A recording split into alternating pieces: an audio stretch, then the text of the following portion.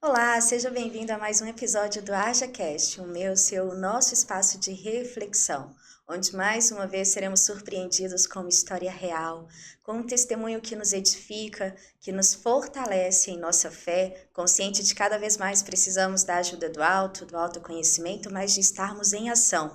As circunstâncias não podem limitar o nosso destino, não pode limitar aquilo que acreditamos como pessoa, em quem acreditamos também. Por isso, hoje o episódio é muito especial. Hoje eu trago para vocês uma mulher que me inspira. Aproximadamente há 3 anos atrás eu conheci ela e ela já me inspirava através da adoração ao nosso Deus. E durante esses 3 anos, sabendo que por muitos desafios ela passou, continuou me inspirando. Hoje através da sua maternidade, hoje através do seu lar. E por isso eu trago ela aqui para compartilhar também com você essa história que tanto me edifica e que tanto me faz crescer e também permanecer nos meus desafios diários, porque eu sei que todas nós temos. A vida ela é feita de desafios, nós não temos promessa de que não teríamos, pelo contrário, neste mundo nós temos aflições, mas temos que continuar tendo bom ânimo, sabendo que com a ajuda do autoconhecimento e ação nós vamos vencer. Por isso, hoje, Viviane Ferreira com vocês. Bem-vinda, Vivi! Obrigada, Janine. Obrigada você que está nos ouvindo, nos assistindo também. É um grande prazer ser convidada por esse movimento do AjaCast diferenciado. E eu tenho certeza que Deus tem alcançado a vida de muitas pessoas através desse propósito. E eu fiquei imensamente feliz de vir aqui compartilhar minha história de vida, que na simplicidade de pessoas comuns no dia a dia, Deus tem feito, como você mesmo disse há pouco, nós estávamos conversando, coisas extraordinárias. É verdade, Vi. E o Aja, ele vem com esse propósito, né? Quando o Aja nasceu no meu coração, foi com esta oportunidade de que nós tivéssemos um espaço para poder falar daquilo que de fato nós vivemos. Não de uma teoria, não da fé que recebemos através tão somente dos sermões litúrgicos, mas daquilo que de fato a gente experimenta no dia a dia. E desde que eu comecei a atuar com mulheres, né, na mentoria, na clínica, eu percebo o quanto que a gente tem para enriquecer no compartilhar dos nossos lares, nas experiências que a gente vive. Muitas das vezes a gente acha que só mulheres empoderadas, empreendedoras e dependentes têm o que ensinar e o que compartilhar, e esquecemos às vezes daquelas que escolheram estar no off, né? Muitas das vezes ali no núcleo do seu lar, abdicando talvez de sonhos, planos e projetos, mas vivendo com sentido, com significado. E quando eu pensei em você, eu falei, a Vivi é uma mulher que hoje vive com um significado, tem encontrado sentido diário que motiva ela todos os dias. E eu falei, eu gostaria muito de compartilhar e Legal que você ter você também falado isso. compartilhasse. Legal, Janine, você ter comentado isso, que antes de entrar na minha história, você me fez lembrar aqui, porque às vezes a gente tem esse sentimento de que uma mulher empoderada é aquela que realmente conquista o mundo, é aquela que supre, é aquela que vai, que extravasa.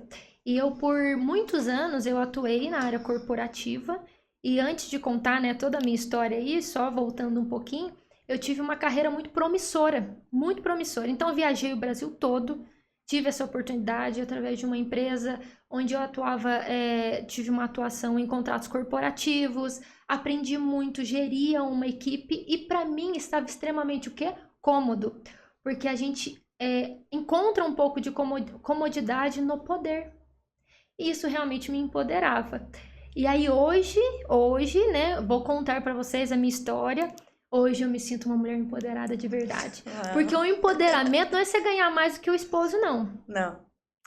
Depois Deus, ele te chama para a autenticidade da verdadeira identidade de uma mulher empoderada em Cristo, que está embasada nisso aqui, ó, na palavra de Deus.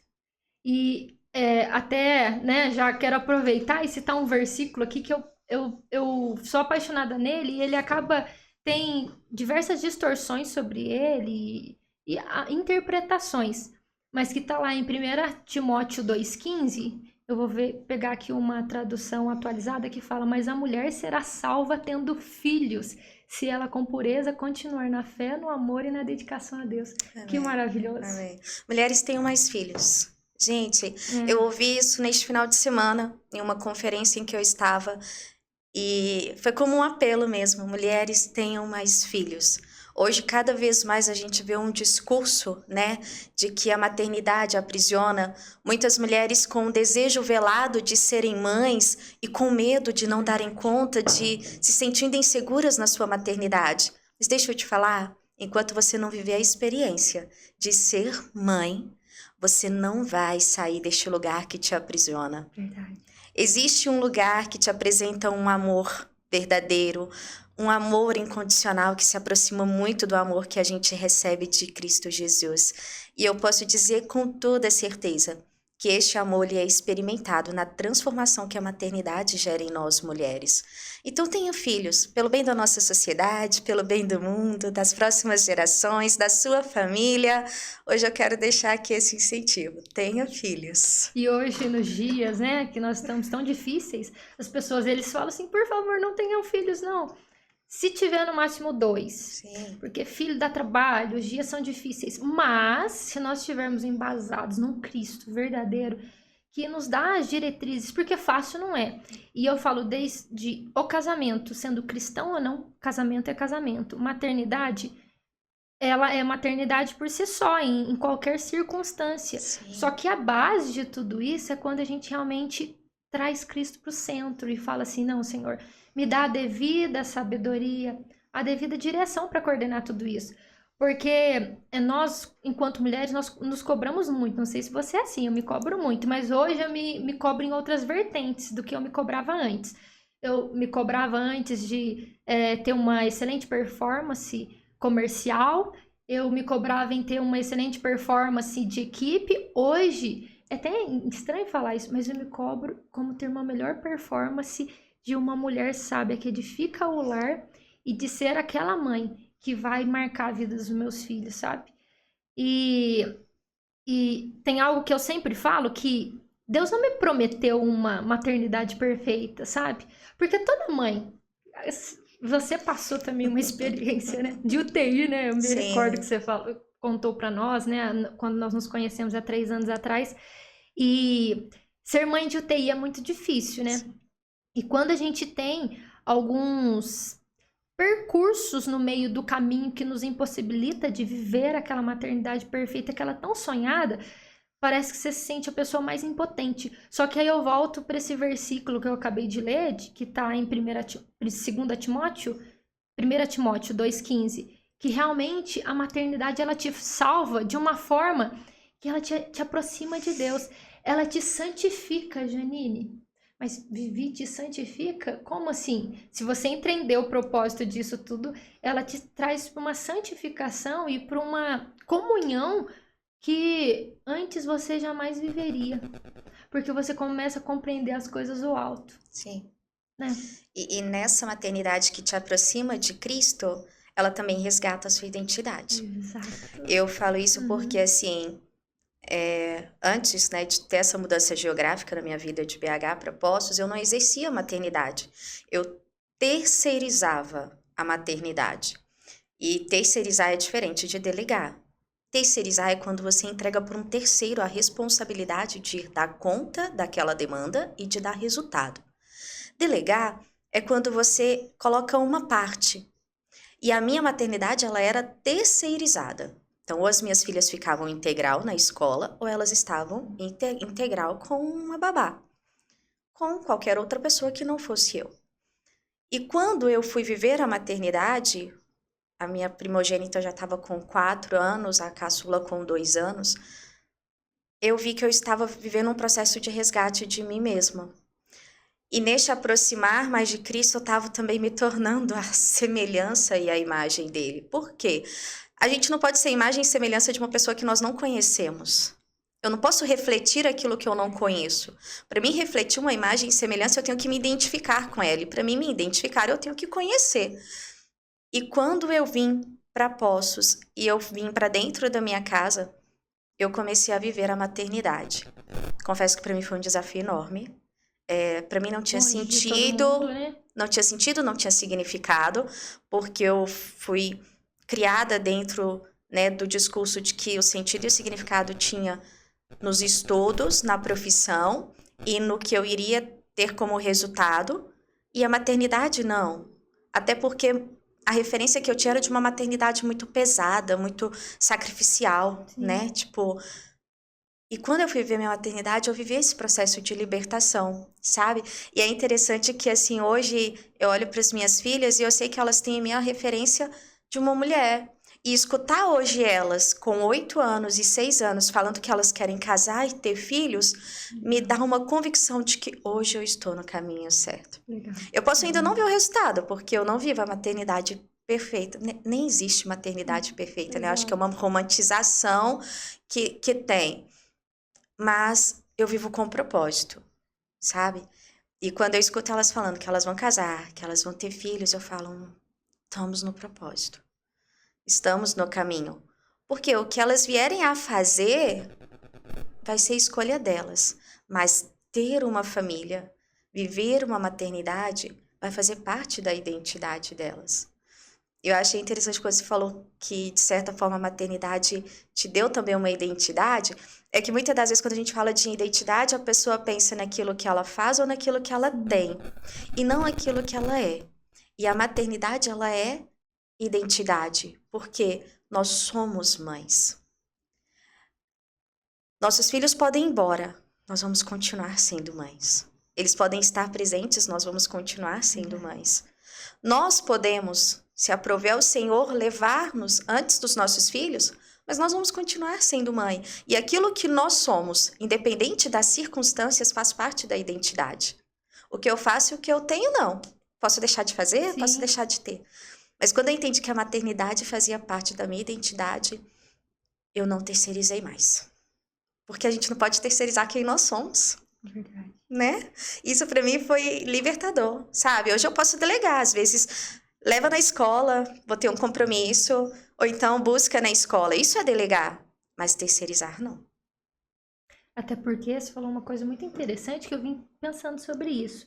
Que muitas pessoas, em várias ocasiões da vida delas, elas estão como mães, estão casadas, mas não são casadas. Não são.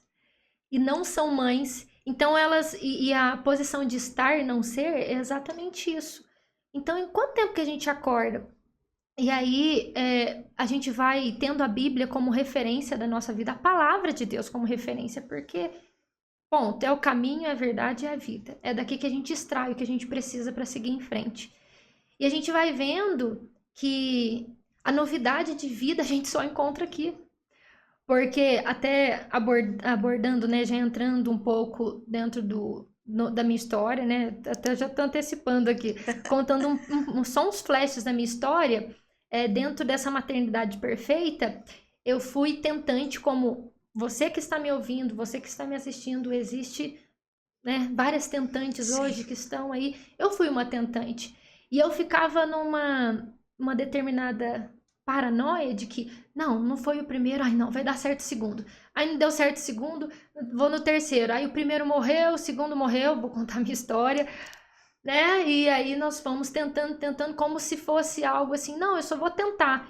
Não, existe propósito em tudo isso, e aí Deus traz todo esse tratamento dentro da palavra dele, e aí eu tenho 21 anos de conversão na presença do Senhor, e eu falo que estar e ser, né, é totalmente diferente, porque eu sou mãe autêntica hoje, porque as minhas tribulações, como exatamente diz em Romanos 5, e não somente isso, mas também nos gloriamos nas tribulações, sabendo que a tribulação produz a paciência a experiência, a experiência a esperança, e a esperança não traz confusão, porque o amor de Deus está derramado em nosso coração pelo Espírito Santo que nos foi dado, ou seja, todo esse processo, ele foi produzindo.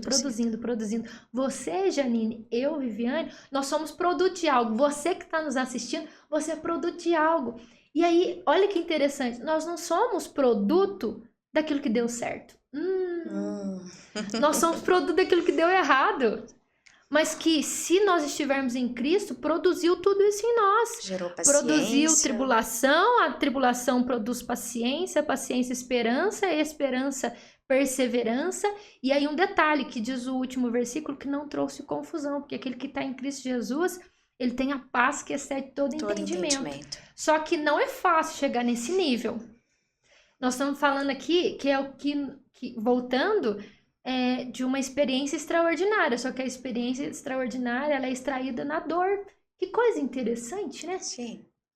E entender que processos não são imediatos, né? E eu acho que, principalmente nos nossos dias de hoje, tem sido complicado, às vezes, em compreender que processos não são instantâneos. A Vita aqui falando de um processo que foi de anos na vida dela. Quando eu falei de um processo para chegar nessa minha maternidade, também foi anos, né? Então, a gente precisa entender que processo não é instantâneo. Exato. Não é estalar de dedos, não é piscar de olhos, não. O processo é compreender que existe uma etapa após a outra, e se nós não estivermos vivendo o processo, nós não vamos conseguir colher o fruto daquela etapa anterior. Verdade. E se você não colhe o fruto da etapa anterior, você não tem subsídio para poder ir para a próxima etapa. E aí o que acontece hoje? No imediatismo, pula-se etapas, e aí chega num lugar você não tem estrutura para aguentar o processo, porque talvez o que iria te estruturar foi de um passo que você pulou. Exato. Né? Até porque quem diz que passar pelo luto, quando a gente fala luto, não é só morte, né? Você sabe muito bem, né? Não. Melhor do que nós, né? Sobre isso, psicóloga. E eu falo que é muito mais traumático e desafiador passarmos por lutos daqueles que ainda estão vivos. Exato. Ou daquilo que às vezes é material, do que passar por um luto que é, de fato, a perda de alguém. Ou o fim daquilo que não vai ter mais volta. É muito mais desafiador. Né? Quando a gente fala de relacionamentos, às vezes eu falo, o luto de um processo de divórcio é mais desafiador do que aquela pessoa que ficou viúva. Faz muito sentido. Até porque o luto, quando a gente olha para ele, eu tô falando por mim, tá? Por todos os lutos que eu vou contar, os quais eu passei, eu coloquei um tempo para... Ele começou, mas eu coloquei um tempo para acabar também. Porque senão a gente vive isso de uma forma que a gente não sai disso. E é isso que a gente se depara com essa geração que está no imediatismo. Não permite, porque hoje a dor, o próprio nome já fala, né? Dor, trazer dor. Ninguém quer ter dor.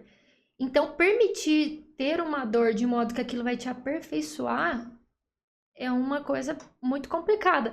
Mas se você começa a entender que ela tem um tempo para começar, não como regra, tá? Até eu ouvi essa semana uma pessoa falar assim: quem fala que o luto ele tem tempo para acabar? Bom, eu acho que é desde que você determina, você pode falar. É lógico que tem dor que vai durar muito mais tempo, mas se você determinar aquilo fazer valer, o haja, vamos falar de agir, né? Sim. De trazer a existência mesmo. Porque é como a palavra de Deus, ela está disponível, mas a gente não chama a existência as coisas para que elas aconteçam na nossa vida. Exatamente. Para que a gente saia daquele ciclo. Quando a gente pensa nas fases do luto, né, pensando dentro da vertente da psicologia, a gente tem algumas fases. Alguns teóricos colocam algumas fases. Entre elas, a negação, a raiva, a negociação, a própria aceitação. Então, muitas das vezes, quando você passa ali por aquele momento de luto, vai vir raiva, né? Porque vai vir a negociação. Verdade. Não, tinha que acontecer mesmo, ou não foi injusto ter acontecido. A negação, não aceito que isso aconteceu. Só que a gente precisa entender que todas essas fases, elas têm que passar. E sim, tem um tempo. Algumas pessoas, meses, outras semanas, dias, cada um vai lidar diferente com o luto. Mas tem que ter um tempo determinado. Dentro da psicologia, a gente fala de até 6 meses. Passou de 6 meses, a gente já considera que já está entrando em um luto tardio, prolongado, e que pode, às vezes, até começar a apresentar sintomas de depressão, entre outras questões. O que fica do luto? E que aí não tem como a gente negociar. A saudade. Sim. Né? Saudade é um sentimento. Luto é uma condição. Eu estou enlutada, eu estou na condição de quem viveu uma perda. Agora, a saudade é um sentimento. Então, eu vou sentir saudade daquilo que foi, saudade daquilo que eu vivi. E todas as vezes que você lembrar vai vir o sentimento da saudade, mas não vai vir dor. Sim. E aí a gente entende que já acabou o processo do enlutamento. Você vai viver, você vai relembrar de forma saudosa, mas sem dor, sem dano, sem prejuízo para o seu dia a dia, para a sua estrutura emocional, psicológica e até mesmo social. Verdade. Isso é a diferença que a gente faz em viver em fé. Sim. Aí as pessoas olham e falam assim, mas Viviane, Janine ou dentre outras, mas como vocês conseguiram? É exatamente esse ponto, da gente buscar essa força que realmente vem do Senhor, né, para as nossas vidas. E como que foi ver esse seu processo de enlutamento, de lutas, mas de perseverança, de paciência Sim, e que trouxe você estar aqui hoje? É legal você falar isso, porque eu sempre gosto de falar isso antes, que as pessoas olham pra mim, mediante a história que eu vou contar, e eles falam, coitados, tadinhos. E eu falo, nossa, meu Deus. E eu imediatamente já penso, não, eu não tenho dó da minha história, porque isso me trouxe até aqui, me fortaleceu. E me fez a mulher hoje, não empoderada, mas forte no Senhor. Uhum. E, inclusive, hoje eu tenho ajudado outras mulheres a vencer todos esses processos dos quais eu passei. Recentemente, visitei mães enlutadas, falo com pessoas do Brasil inteiro, deixo, inclusive, disponibilizado o meu número para falar com pessoas do Brasil inteiro. Por quê? Para ajudar essas pessoas a se reerguer. Mas como que isso seria possível se eu não tivesse passado? Então, estamos aqui hoje para contar essa história, mas não como tadinhos, mas como vencedores e perseverantes em Cristo. Em 2016, né, casamos, eu e Caio Gabriel, e depois do casamento a gente espera sempre aquele momento só pra gente curtir um pouquinho o casamento e depois vem aquele desejo de ter uma família, de construir uma família. E lógico, vamos lá, se você está em Cristo Jesus, você tem aquela sensação assim de que tudo vai ser o quê? Perfeito. Não, imagina, comigo não vai acontecer, porque, como é aquele ditado, ninguém tem teto de vidro, é Ninguém isso, tem né? teto de vidro. Ninguém tem teto de vidro, mas a gente acha que em determinado momento acontece com o outro, mas comigo não vai acontecer. E por volta de 2019, 2020, nós começamos a tentar ter filhos, e aí veio as primeiras frustrações, né? De não conseguir, primeiro mês não, segundo não, e aí você já fica com aquele coração angustiado, porque você acha que o controle está na sua mão. Na hora que você fala, eu quero ter filho, vou ter, não é bem assim. Primeiro, Deus já começou a quebrar as pernas assim, né? É uma ingenuidade, nossa, né? Sim. Achar que filho é na hora que você quer. Gente, não é. Se tem algo que eu aprendi, a fase que eu mais aprendi o significado de dependência foi na experiência de gestar. Porque é 100% fora do seu controle. Verdade. Você não sabe o dia, o tempo, como vai ser aqueles 9 meses. Por mais que você esteja gestando, você não tem controle sobre o que está acontecendo ali dentro, mesmo com o avanço da ciência. Tem muitas coisas que a gente não tem controle. E foi o período que eu entendi o que era depender. Porque, apesar de estar em nós, não está debaixo do nosso controle. E ter que esperar tanto tempo para gestar. Ter que esperar, né? São 9 meses ali. Eu falo assim, tinha que ser 9 meses, porque se fosse menos do que isso, não iríamos entender que realmente não está debaixo do nosso controle e que é algo sobrenatural. Para mim, gestar é sobrenatural. E dentro desse processo de gestar, Deus foi ali nos mostrando que a gente tinha que perseverar. E assim eu perseverei. E no primeiro mês não, segundo não. E num determinado momento Deus nos abençoou com uma gestação. E ficamos muito felizes. Foi um pós-pandemia. E eu falo que veio como um presente de Deus devido até uma situação, todos nós, né? Passamos situações conjugais adversas, difíceis de ser vencida. Então eu falo que a Aurora, nossa primeira filha, ela veio como um presente, uma resposta de Deus mesmo para a nossa vida. E a gestação estava indo tudo bem, 100%, belezinha. E a gente, né, inventa. Eu falo inventou porque toda gestante quer inventar de fazer uma viagem antes, antes de ter o bebê, né? E nós inventamos, ao invés de ir para muito pertinho, inventamos de ir para Bahia. fomos para Porto Seguro. E ali, por 5 dias, nós iríamos ficar e essa menina resolve nascer. Com 5 dias que nós estávamos lá, ela resolveu dar as caras ali. No 3º dia, eu comecei a passar mal. Eu falei, meu Deus, está acontecendo. E detalhe, claro, você não vai preparado. Então, toda a viagem ela foi abortada. E desses 5 dias que eram para nós ficarmos em Porto Seguro, nós ali passamos por 3 meses em Porto Seguro. Aí agora eu vou abrir alguns detalhes. Você tinha quantas semanas de gestação? Eu estava de 26 semanas de gestação. Improvável de que nasceria nesse período, né? Exato, 26 semanas. A Aurora nasce no hospital público e não por ser público, tá, gente? Não quanto a isso, mas eu quero dizer a toda a nossa condição. Estávamos longe de família, a gente estava com um casal de amigos e ela nasce com 931 gramas. E ela fica ali numa UTI de Porto Seguro, provisória, uma UTI provisória mesmo, sendo muito bem atendida, recepcionada, não tenho o que falar com relação a isso. E a gente, com um detalhe, eu gosto de falar isso porque o cuidado de Deus, né? Nós estávamos apenas com 6 peças, eu com 6 peças de roupa, de banho, né? Porque Nordeste, né? Vai pra praia. E o Caio também com pouquíssimas roupas no corpo, né? E a roupa que nós fomos, praticamente. E aí um detalhe, que era pós-pandemia, não tinha como entrar em contato com ninguém para levar mala pra gente, família não poderia ir. E nós usufruímos dessa viagem, até porque a data já tinha cedido e a gente já tinha comprado, não tinha como deixar de usufruir. Os amigos tinham comprado, não tinha como deixar de usufruir. Então, ou seja, fomos.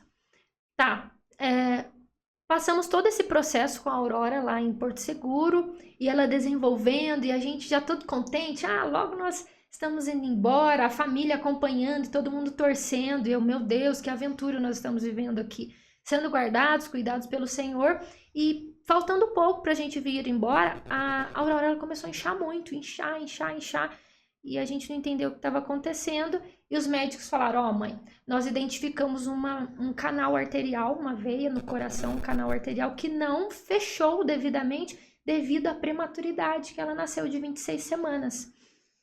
Então, o que nós vamos fazer? Aqui em Porto Seguro, nós não temos cirurgião pediátrico, nós vamos ter que transferir vocês para Salvador, e só que, um detalhe, não temos prazo de transferência, não tem nada, tudo é pelo SUS, agora tudo é para o Covid, então toda a força está sendo da parte da saúde para o Covid, não temos como agora priorizar isso.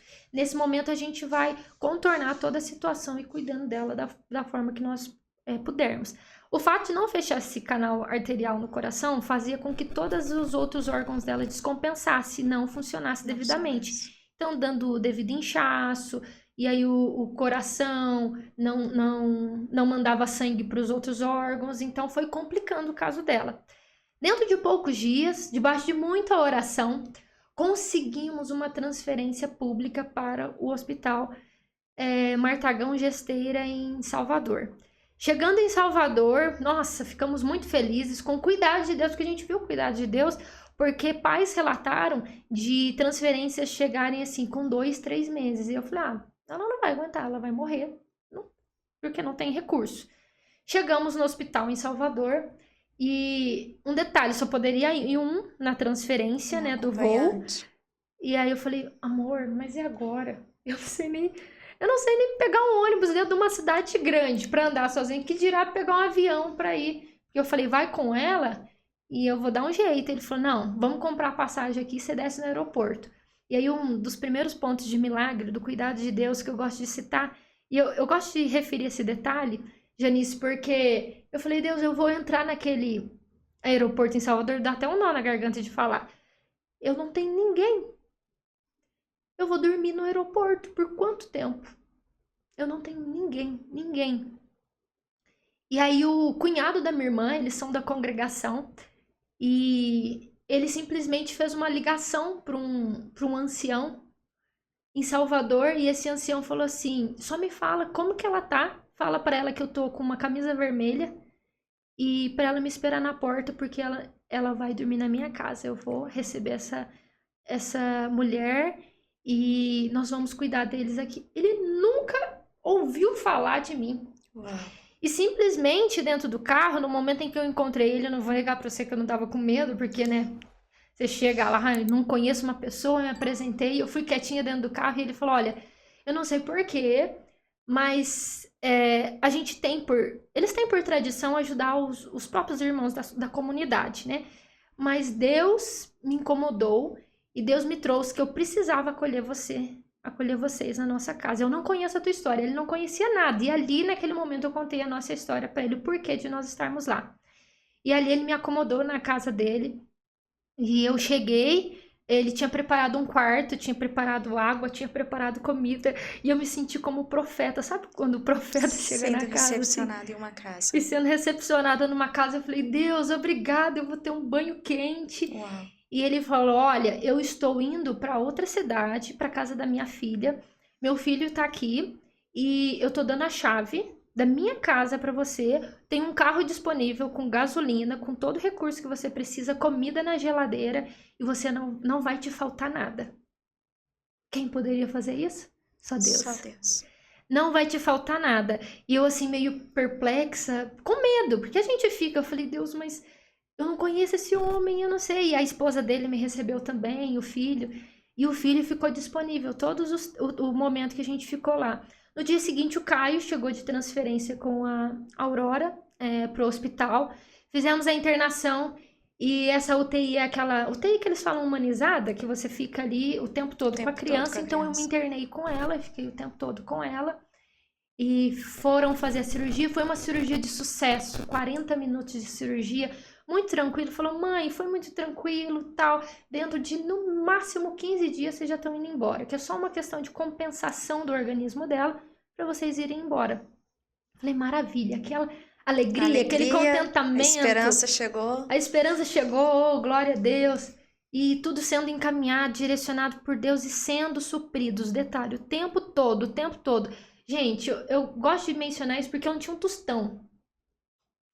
Mas eu não sei da onde, eu não conheço as pessoas de que simplesmente chegava uma oferta sabe, na nossa conta bancária falando assim, olha, Deus mandou, Deus mandou, Deus mandou e Deus nos supriu esse tempo todo. E eu me recordo um determinado dia, eu estava lá orando e ali eu tive a oportunidade de falar de Jesus para muitos pais. E a gente fazia um momento de convívio de noite, onde a gente lia a Bíblia, eu pregava para eles, porque isso tá no sangue, né? Pregadora desde cedo. E pregava para eles, e a gente orava pelos filhos e tal. E quando eles me chamaram, mãe de Aurora, e eu, mãe de Aurora, e eles me gritando, eu, que é isso? Rápido, rápido, mãe de Aurora. E ela tava tendo uma primeira parada cardíaca. E aí eu fiquei desesperada, eles tentando reanimar ela ali. E aí eu nunca tinha visto aquela cena e você tem que ver acontecer pra ver que eles fizeram tudo que era possível. Esse é o ponto, é isso que eles me falaram. E eu fiquei assim paralisada, eu falei, como assim, eu vendo, né? E aí ela voltou, depois daquela primeira parada, e eles conseguiram reanimar ela. Só que ela começou a saturar 46. Vocês sabem, pela medicina, uma criança não pode, atualmente, né? Não, atualmente não, sempre, não pode passar de 90, 80 e pouco já. Então ela ficava saturando 46, 42 já entubada. E ali eu não aguentei, eu liguei pro Caio e falei, vamos trocar, pelo amor de Deus, vamos trocar. Você fica agora e eu vou, porque eu preciso orar, eu preciso buscar de Deus. E eu comecei, Deus, o Senhor me trouxe até aqui para eu voltar com uma menina morta? E claro, os questionamentos vêm. Sim. Não acho que é só você que questiona, não. A gente questiona o tempo todo. Eu falo assim, muitas das vezes a gente acha que a gente não pode questionar. Não é questionar o poder de Deus, exato, né? Mas é questionar aquilo que estamos pensando, aquilo que estamos sentindo. Porque quando nós questionamos, nós não estamos questionando quem Ele é, na onisciência, na onipotência e na onipresença dEle. Na verdade, nós estamos questionando a nossa fé. Nossa fé. Né? Verdade. Só que muitas das vezes a gente não tem essa consciência. Porém, quando nós também nos colocamos neste lugar de questionar a fé, é um momento em que também nós temos que pensar onde ela está depositada. Exato. E onde ela está depositada. E quando você fala de paz, que está em todo entendimento, aquela força, você não sente essa força na hora. Mas você é sustentado de uma forma que eu não sei explicar. É só quem passa que entende isso. E ali o Caio foi para aquele hospital e no dia seguinte ele me ligou, né? E ele falou assim, eu tava super alegre nesse dia. Amor, eu orei muito. Aquela coisa, eu orei muito, eu busquei muito de Deus. E eu creio que Deus vai fazer. Vamos, Deus vai abençoar nossa petitinha. Nós vamos sair daqui com a Aurora, tal, tal. Ele falou assim, amor, vem que Deus já levou a nossa. E aí, só voltando, ele passou a experiência de ter a segunda parada cardíaca com ela, que ela não aguentou. E ele mesmo, ela tava com muitos fios, aquelas coisas. Ele mesmo tirou tudo. Ele mesmo cuidou dela, ele mesmo limpou ela. Eu não tive essa coragem. E eu falei, eu não queria ver ela, sabe, naquela situação. E eu fiquei ali na guarita, na entrada do hospital, e eu não entrei. Eu falei, eu não entrei. E olha que acusação. E eu quero até compartilhar isso que veio agora na minha mente. A acusação que Satanás trazia. Vai lá, você não tem Deus? Ora, faz ela ressuscita ela. Você não crê? Jesus pode fazer? Ressuscita. Olha que coisa, né? E na hora você fica perturbada mesmo. Eu, não, mas eu posso orar e ela pode ressuscitar. Mas, não, eu não quero ver. E aquela briga interna. E aí nós preparamos tudo, viemos embora. E infelizmente o que eu mais temia, que eu acabei de falar aqui, o que eu mais temia aconteceu. Nós voltamos com ela morta, né? E a gente voltou e eu falo, Deus, como que eu vou trazer? Até o translado. É um absurdo de caro hoje. E eu falei, Senhor, eu vou ter que deixar minha filha aqui. E aí Deus falou, não. Começava a cair todos os recursos na nossa conta para trazer o corpo dela. E eu falo que é uma história que é muito difícil de ser vivida, mas em todos os... Depois que nós passamos, a gente vê em todo o tempo o cuidado de Deus, os milagres. Dos pequenos, né, aos grandes, sabe? Deus operando. Então, viver depois todo esse luto, né? Sepultamos a Aurora, foi muito difícil. E viver tudo aquilo. Eu falei, e agora, Senhor? Eu não vou negar pra você, né? No primeiro momento, morreu dentro de mim a vontade de ser mãe. Eu falei, agora, não quero mais maternidade, não quero mais. Mas Deus me abençoou que depois de 3 meses acabei engravidando. E aí eu tive o nosso segundo filho, que foi o Benjamin. E o Benjamin estava em desenvolvimento, tal. Só que um detalhe, né? Nesse período, eu fui diagnosticada com incompetência istmo-cervical, que é um procedimento que precisa ser feito. Por isso, o nascimento dela prematuro. Foi prematuro. Então, eu fiz o procedimento e tal. Mas teve uma negligência médica nessa gestação do Benjamin. E, em resumo, ele nasceu com 17 semanas. E aí, ele nasceu com 17 semanas e fomos aquela loucura para o hospital. O bebê nasceu 300 e poucas gramas, não pode ir para UTI, tem os seus protocolos, que são a partir, se eu não me engano, de 21 semanas que pode ir para UTI. Ele ficou por 30 minutos vivo, a gente orou com ele, despediu dele, e mais um filho sepultado. E eu falei, Deus, não, imagina, eu não quero, isso não é para mim. E aí, depois de um tempo, Deus... Depois, assim, de poucos meses mesmo, eu não tinha por... mas por que você não se preveniu isso? Não, porque eu não queria resolver isso tomando remédio, nada disso. Eu nunca quis mesmo. E depois de um tempo, Deus nos trouxe uma outra gestação que eu perdi logo no início, com 9 semanas.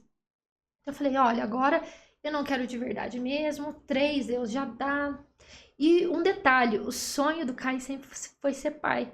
Porque o inimigo, né, Satanás, ele sempre vai te confrontar naquilo que é teu sonho. Naquilo que é o seu desejo. Dizendo que não é possível. Dizendo que não vai ser possível. E era um desejo do coração dele sempre ser pai. E aí, passado um ano, nós estávamos na igreja. Quando, num determinado momento, eu fui ministrada ali por uma pastora que estava lá, e eu dentro do coração, não quero ser mãe de jeito nenhum. E ela ministrou, e ela profetizou algo na minha vida, vindo do Senhor, que eu seria mãe. Eu, amém, recebi naquele momento, fiquei um pouco ali, né, meio cautelosa, mas recebi, e se passaram 1 ano. Depois de 1 ano, nós tivemos a bênção de vir a Ana Rebeca. Foi uma gestação difícil, devido às questões, né, clínicas minha. Então, mas você já tinha um diagnóstico mais claro, um protocolo. né? Fiquei todo o processo ali deitada na cama, de repouso e tal. E ela nasceu perfeita, belezinha, 39 semanas e 6 dias. Foi aquela alegria e a Rebeca veio nos trazendo muita alegria. Eu falei, Deus, obrigada pela alegria de ser mãe. E com 4 meses, amamentando, aquela coisa gostosa de ter a criança no seio ali amamentando. Uma conexão única, né? Uma conexão única. E a Ana Rebeca tem uma crise epilética no meu seio, naquele momento de amamentação. E eu fiquei muito perdida com o que era aquilo. Imediatamente acionamos a médica e ela falou, é uma crise epilética, corre para o hospital. Não tinham como tratar e diagnosticar em Poços para saber o que era. Ficamos por 2 meses internados em Ribeirão Preto para identificar o que estava acontecendo. E em todo esse tempo fomos cuidados por Deus e veio o diagnóstico devastador para aquele momento. Quero te dizer isso. Se você receber um diagnóstico devastador, ele é pro momento. Porque a gente sabe que Deus vai produzir algo em nós. O que nós acabamos de falar. Algo sobrenatural que é produzido. A gente não entende, mas isso é espiritual. Só quem é espiritual vai entender. E onde ela foi diagnosticada com uma síndrome rara, é uma síndrome genética que apenas existiam 6 casos no mundo. O caso dela foi levado, né, pro Einstein, e, na verdade veio de lá, né, todo esse diagnóstico do Albert Einstein, e eu falei, Deus, e agora? Aí um detalhe, meu desejo de ser mãe, abandonei toda a minha profissão, abandonei tudo, e agora? Pra onde que eu vou diante desse eu vou? É aquele que diagnóstico? encostou, provou um cotô, né? Exatamente. E então, nós não sabendo como lidar naquele momento com isso, e os médicos falaram, ó, não vai andar, não vai falar, pode ser que não ouça, tudo que é improvável, talvez ela não viva. E aí, de lá pra cá, a Ana Rebeca hoje tem 2 anos e 4 meses. Ela é linda, linda, linda, linda, eu sou apaixonada. Pai e mãe é suspeito pra falar. Mas ela é linda. Mas a gente tem vivido cada milagre, sabe? O não do homem e o sim de Deus, o não do homem e o sim de Deus. E quando as pessoas me perguntam assim, Vivi, como que a Ana Rebeca tem se desenvolvido? Eu falei, no tempo de Deus, nem é no nosso tempo. No tempo de Deus ela tem se desenvolvido. Veio uma pergunta muito interessante de um familiar que chegou em mim e falou assim, Vivi, qual que é a previsão, qual que é o tempo de vida que eles dão para ela? Qual que é o tempo de vida? Nossa, que pergunta difícil. Olha, fulano, nem você sabe o tempo de vida. Nem nós sabemos, né? Ela pode ter com diagnóstico ou não, o poder da vida e da morte está nas mãos do Senhor. Exatamente. E de lá para cá, muita terapia, claro. E aí eu falo que a Ana Rebeca, desde a Aurora, o Benjamin e a Ana Rebeca hoje, com todas as atividades de terapia, me dedicar totalmente a ela, abrir mão totalmente da minha vida profissional, me reinventei, né? E adaptei tudo. Ela me resgatou, voltemos para o primeiro versículo, ela me salvou. E eu vi o quão eu sou feliz e o quão contentamento a gente tem na presença de Deus, porque é exatamente isso que eu ia ler aqui em Tiago, que fala que a gente ter alegria tende por bom ânimo, por contentamento, passar por provação. É uma coisa estranha quando a gente fala sobre isso, só que quando a gente entende isso, passar por provação, traz uma alegria, não no sentido estou alegre, feliz, uhul. Não, mas eu estou alegre e confiante no Senhor, porque a alegria do Senhor é minha força. É ela que fortalece.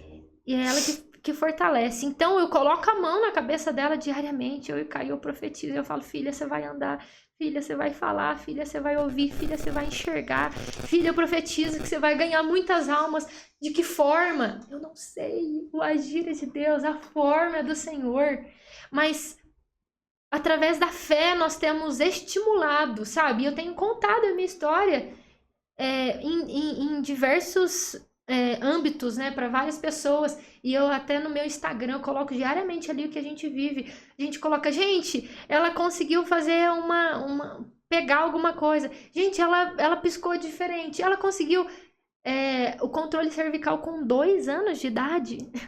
E para nós foi uma grande alegria, porque pelos médicos ela não conseguiria nem controle cervical, diante de tantos diagnósticos que seja, vieram. ela já superou os prognósticos médicos. Exato. Né?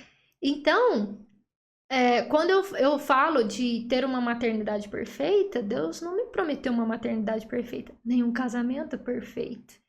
Mas Ele prometeu que Ele estaria. E que eu seria. E ser mãe, voltando ao que a gente falou. Ser mãe, sobre ser. E não sobre estar. Tem muitos estão como, mas nós somos. E Deus tem nos aperfeiçoado através disso. E nós somos chamados para ser, né, Vi? Nós não fomos chamados para ter nem para fazer. Nós fomos chamados para ser. Nós fomos chamados para ser discípulos, nós fomos chamados para ser filhos, nós fomos chamados para ser cartas vivas de Deus na terra. Quem tem ditado o fazer e o ter é o mundo, é a sociedade. Mas o propósito original da vida é para ser. Existe um propósito no ser. E quando nós nos perdemos deste ser, nós nos disfuncionalizamos como sujeitos. E é muito interessante, assim, quando você fala, me resgatou, me libertou. É um resgate, é uma libertação. E mesmo quando você fala, eu deixei, eu me abdiquei do profissional, mas você hoje é uma mulher. Quando eu olho para você, eu vejo uma mulher. Eu vejo a feminilidade. Eu vejo a essência doce da mulher que cuida, que zela, que auxilia. Que é. Sim. E é isso que nós, vou falar agora especialmente para nós mulheres, para você mulher. Nós fomos chamados para ser. Lá em Gênesis, quando o Senhor determina para ele que ele vai criar uma companheira para o homem, porque ele fala, não é bom que o homem esteja só, né? E ali ele se propõe a criar uma companheira e uma ajudadora. Nós fomos criadas para ser companheiras e ajudadoras. A partir do momento que a gente sai deste propósito da nossa criação para fazermos e termos, às vezes, responsabilidades além daquilo que nós fomos criadas, nós ficamos o quê? Enfadadas. Talvez você, mulher, hoje está aí na sua casa, está no seu carro dirigindo, ouvindo e falando, eu já não estou dando conta, eu estou cansada, eu não dou conta de tantas coisas, eu não sou capaz, se sente incapacitada, inutilizada. Será que não é porque talvez você saiu do lugar de quem você é? E você se perdeu neste lugar das coisas que você está fazendo, que às vezes nem é para você fazer? Buscando coisas que é para você ter e que às vezes nem é no momento? Eu nunca vou esquecer essa frase. Deus não me prometeu uma maternidade perfeita. Ele prometeu que eu seria mãe. Deus não nos prometeu uma vida perfeita. Ele nos prometeu vida em abundância. Se ela é perfeita ou não, aos olhos de quem? Mas quando fala abundante, quer dizer que nada vai me faltar. Exato. Mesmo diante de todo o processo que a Vi está compartilhando, que ela, a família dela passou, nada faltou. Nada. Nos detalhes, tudo Ele proveu. E não faltará. E não faltará. Amém. Porque a promessa dele é essa. Então, que a gente possa compreender que a vida não é sobre o que eu tenho ou o que eu faço. É sobre quem eu sou. Exato. Você falou isso, Janine. Eu gostaria de citar um ponto, quando eu falo me resgatou, que eu morava, né, em Poços, uma cidade grande, considerado grande hoje, e eu acabei migrando para uma cidade pequenininha, aqui próximo, Bandeira do Sul, né, que é a cidade onde meu esposo nasceu e foi criado, uma cidade de 6.000 habitantes. E aí, em outros tempos, eu falo, que isso? Morar naquela cidadezinha? Credo? Nossa, que... Sem estrutura? Sem estrutura. Depois de toda essa minha história, Deus me levou para um recanto onde Ele trata comigo todos os dias. É a coisa mais gostosa do mundo. Nem tenho vontade, às vezes, de vir para Poços. Eu venho mais por causa das terapias da Rebeca e das necessidades do dia a dia. E um detalhe. Eu não cozinhava. Vai fazer 9 anos. Eu não cozinhava. Eu não tinha atividade. Sempre gostei de cuidar da casa, mas eu não tinha as atividades domésticas com um prazer devido. E para mim era um grande peso, porque o meu prazer era executar a minha liderança com os meus liderados dentro da empresa, fazer isso, fazer aquilo, e não ter isso como a parte principal da minha identidade. E foi tão maravilhoso, porque hoje eu cozinho. Nossa, fui aprender a cozinhar depois de velha. Ai, meu Deus. Depois dos 30, aprender a cozinhar de verdade. Hoje eu cozinho com prazer, coloco a mesa, né? Tenho aprendido muito lá com o seu Instagram, viu? Aquela mesa posta, tenho ganhado prazer em fazer isso. Coloca aquela mesa e ali a gente dá graças, a gente agradece a Deus. E eu falo, Deus, obrigada por esse pedacinho que o Senhor nos deu. A gente tem um imóvel aqui em Poços, falei, não, aluga, né? Hoje a gente tá com pretensão de alugar. E eu quero, na verdade, ter uma terrinha, criar umas galinhas, pegar uns ovinhos lá direto no ninho, como se diz, e ter aquela vida simples, sabe por quê? E eu... esqueci de comentar uma coisa. Assim que eu perdi a Aurora, eu voltei de Porto Seguro e eu mandei fazer uma frase que o Espírito Santo trabalhava comigo. E ele falava assim, filha, a felicidade é simples. Filha, a felicidade é simples. A felicidade é simples. E quando você chega na minha casa hoje...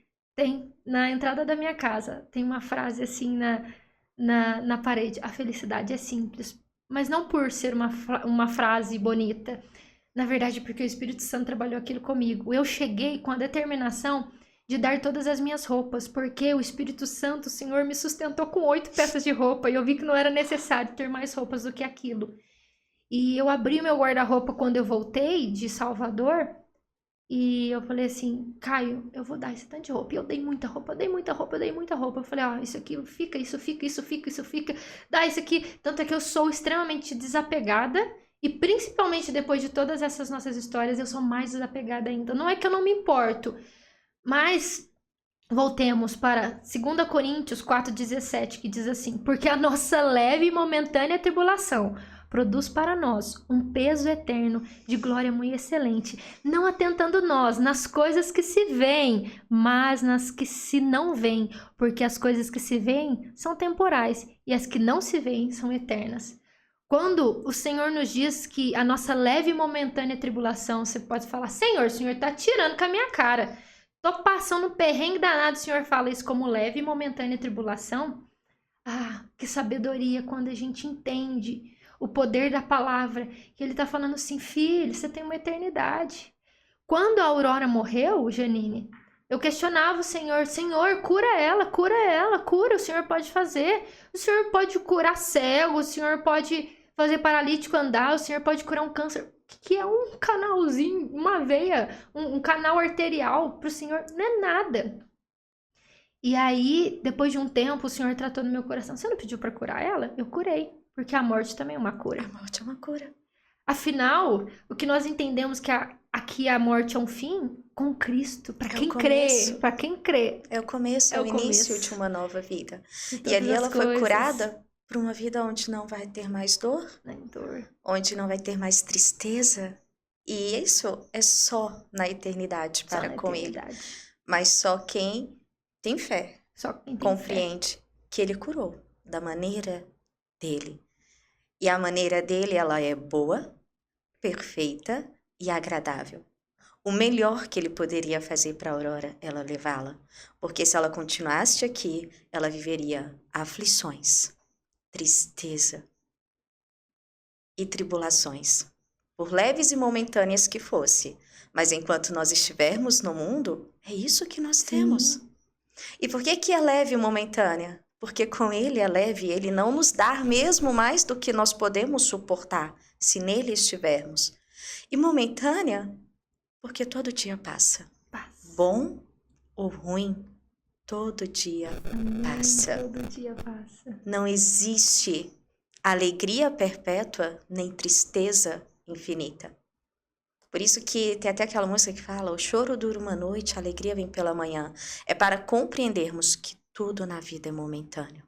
Tudo é circunstancial. Verdade. Por isso que a gente não pode deixar que as circunstâncias determinam o nosso destino em Cristo Jesus. Exatamente. Eu achei que em todo esse processo eu ia me afundar, porque eu tive uma depressão de 14 para 15 anos, uma depressão bem acentuada, vou dizer assim, que me derrubou e foi difícil para me reerguer, ainda mais uma depressão na adolescência, porque é muitas emoções, é um período que você tá de fase que você tá passando ali.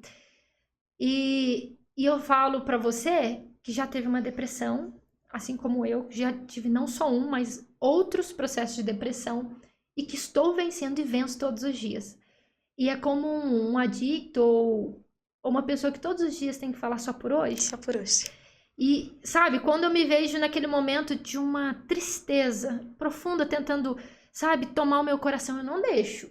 Eu vigio. Vigia, a gente tem que vigiar mesmo. Eu vigio e eu recorro à palavra. E eu tenho esses versículos, anotações na Bíblia o tempo todo, porque é essa palavra que me direciona e me comanda. Eu falo, Senhor, a tristeza veio, mas me reergue.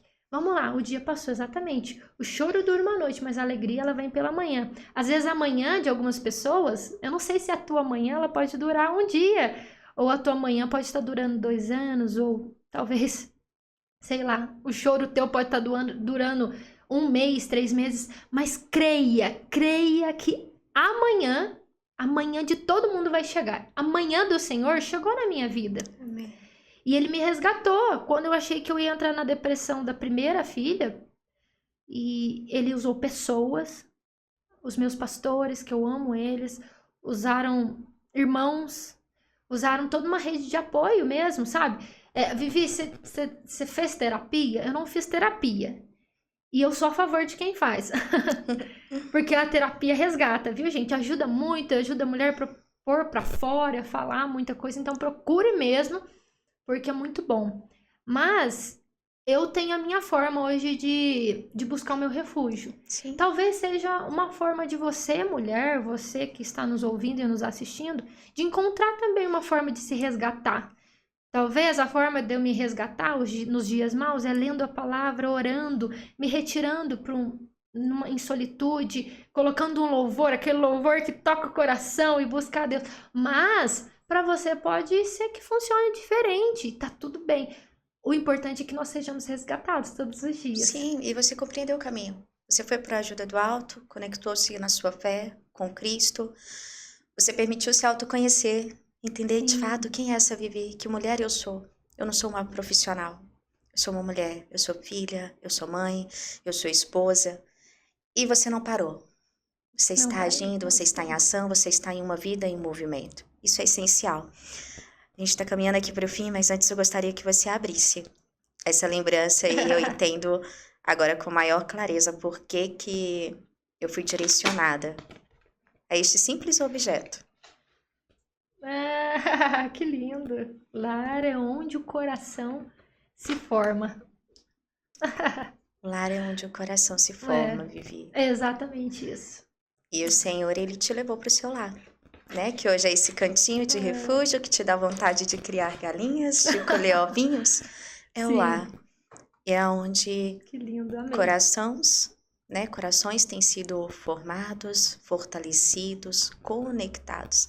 E se a gente for entender, o coração é o órgão que pulsa a vida. E no lar é onde o nosso coração se forma.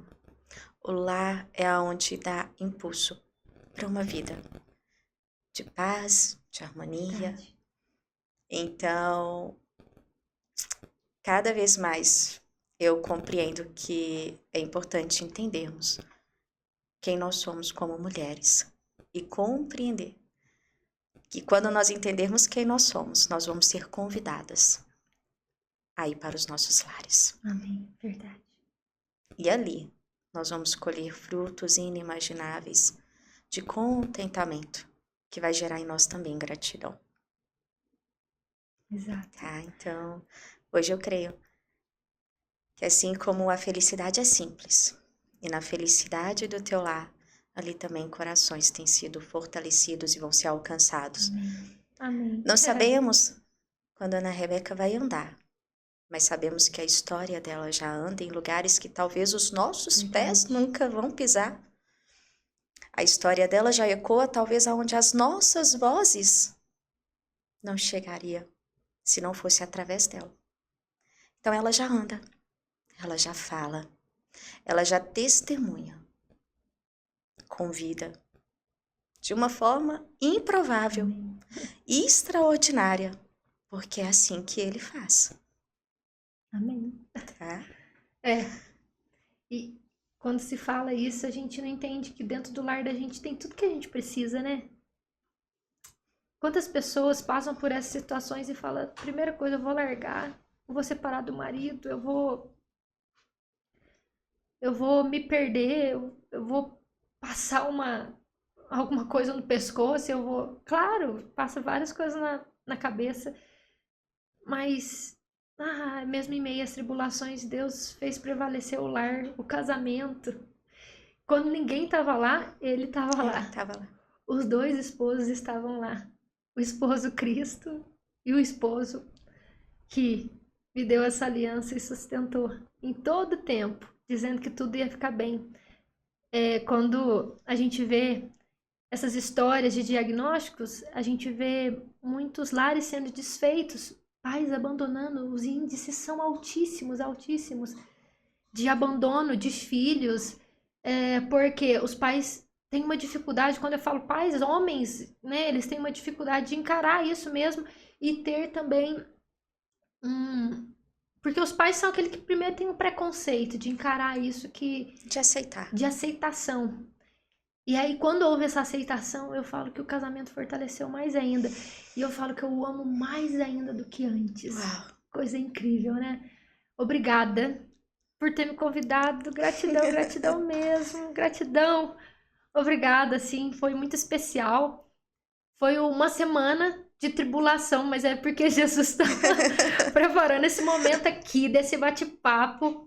Você que está nos assistindo e também nos ouve, não desista, persevere, persevere, persevere, porque mesmo que você não esteja vendo, o Senhor está fazendo, o Senhor está operando na nossa vida. Obrigada. Amém. Obrigada pelo carinho e continue com esse projeto maravilhoso, que possa alcançar muitas vidas e eu tenho certeza que é de Deus.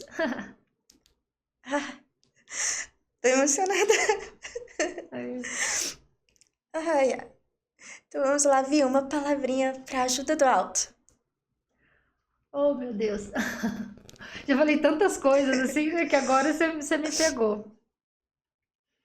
Mas eu poderia deixar um versículo? Claro, fica à vontade. O versículo que norteia a minha vida, de Hebreus 11, que a fé é o firme fundamento das coisas que não se vê, mas daquilo que se espera.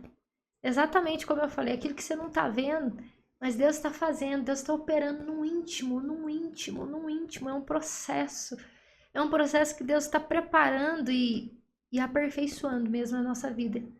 Então, mesmo que você não esteja vendo, só segue, confiando no Senhor. Amém. Autoconhecimento. Autoconhecimento. Eita! Autoconhecimento? Talvez eu nasci de novo? Uau. Eu acho que eu nasci de novo, assim. Uma menina que fez um processo de metamorfose mesmo. Eu nasci de novo. A maternidade me salvou, me resgatou. Eu sou muito feliz de não ser a mãe perfeita, mas de ter a Ana Rebeca na minha vida. Mesmo sabendo que esses dias de festa junina, de dias de paz das mães, ela não tá lá apresentando, sabe, na escolinha. Falando, mamãe, eu tô aqui, mamãe, eu tô aqui. Mas espiritualmente eu olho pra ela e falo, filha, você tá aqui. Eu renasci com ela. Uau. Ação.